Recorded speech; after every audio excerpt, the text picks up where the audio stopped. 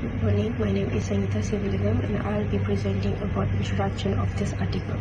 First of all, the title of the article is Riba Bank Interest and the Rationale of its Provision, published on 2004 by Muhammad Najatullah Siddiqui. First of all, the author gave his opinion about what is riba. Riba means unfair extra money taken in a loan. In pre-Islamic time, the rich used riba to take advantage of the poor. Islam strictly banned riba from the Quran because it causes harm and injustice. Next, how riba was viewed in early Islam. In early Islamic scholars talked about riba in trade and barter, not banking. At that time, bank and interest loans doesn't exist like they do today. Third, is modern bank interest is same as the riba. The author says not always because he believes that modern interest is different and should not be automatically called as riba. Next, he also gave his opinions on problems with some modern views. Some scholars and Islamic finance institutions make quick decisions without enough research, treat all interest as riba without understanding how modern system works. Lastly, what should be the right approach? Siddiqui says we must look at the goals of Islamic laws, Maqasid al-Sharia, which promotes justice, ensure fairness, and protect people from harm. Rules should be used to help people and not just followed blindly. Final message, Islam finance should solve real problems, be practical and ethical, make people live better and not harder. That's all from me. Thank you. Now let's look for the summary. I will discuss the key point and findings about riba. First, riba is clearly forbidden in the Quran and Hadith. It's not allowed in Islam. The Quran mentions riba in 12 verses with the word riba appearing 8 times. Riba is considered unfair. It usually helps the rich get richer and puts more pressure on the poor.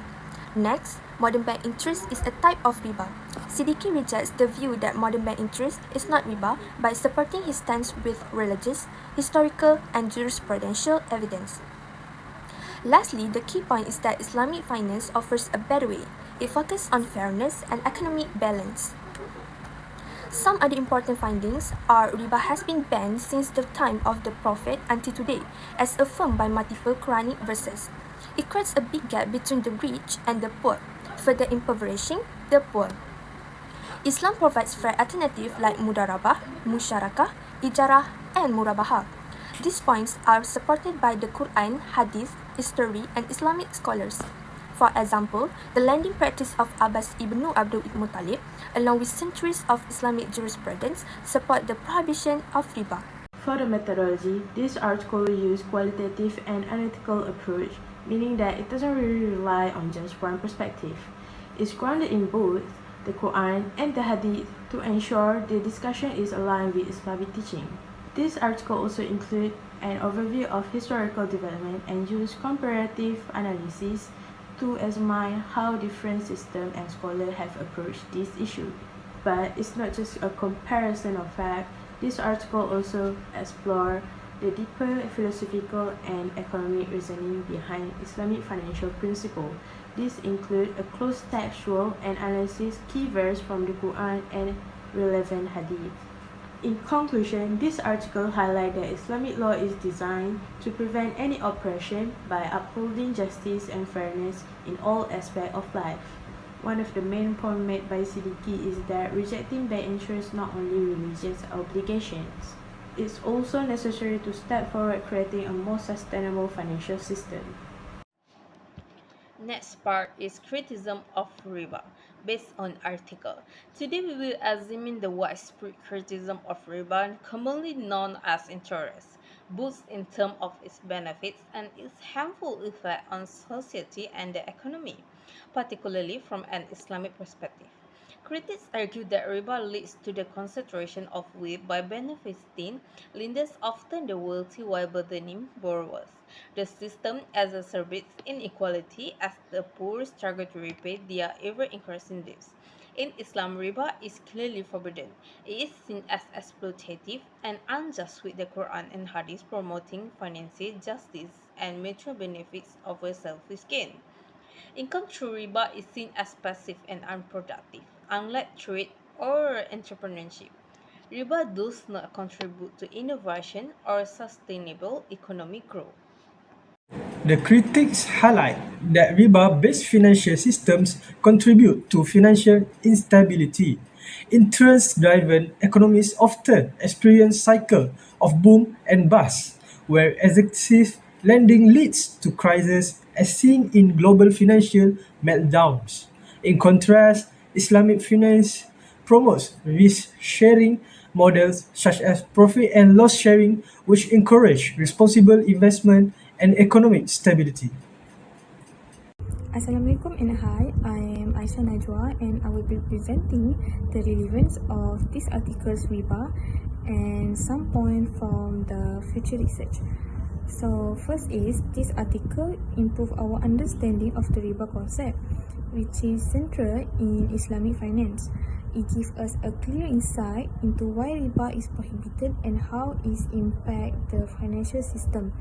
Secondly, it highlights the rationale behind Islamic economic principle, especially how they promote fairness and justice compared to interest-based system. Third is show how these principles are applied in Islamic banking through real practice like profit sharing and non-interest financing. As the future research, I suggest two areas, which is research on the challenges of implementing riba-free banking.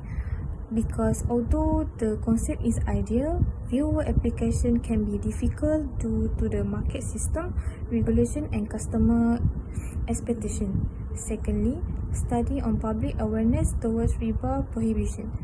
To understand how well people know about this issue, whether more education of outreach is needed to promote Islamic finance practice.